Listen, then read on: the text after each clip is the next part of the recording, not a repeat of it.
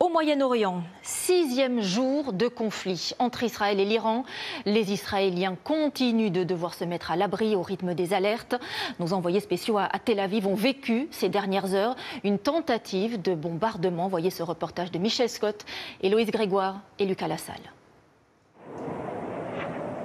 Normalement, les projectiles devraient apparaître dans le ciel dans les secondes qui viennent.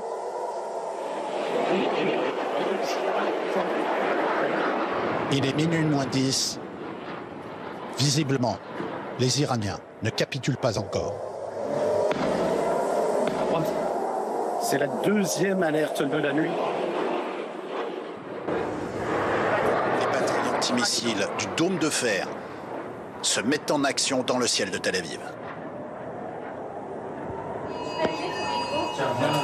Pendant ce temps, au QG de Magen David Adom, l'équivalent de la Croix-Rouge israélienne, les secouristes d'astreinte se mettent en place.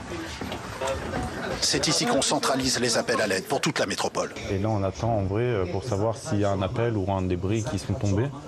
Et en fonction, on va faire. Donc là, on a attendu jusqu'au dernier moment. Là, on vient de recevoir un appel qu'il y a peut-être un truc qui est tombé en vrai dans une des rues de Tel Aviv.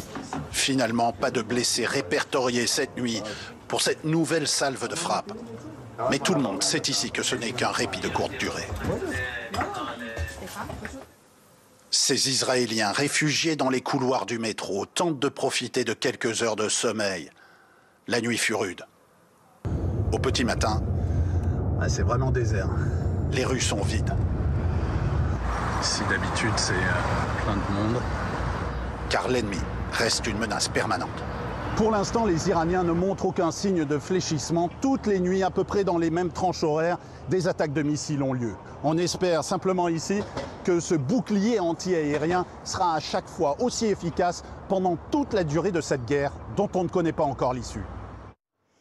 Et ce matin, l'ayatollah Khamenei a pris la parole. Il exclut toute reddition de l'Iran et met en garde contre des dommages irréparables en cas d'intervention américaine. Fin de citation.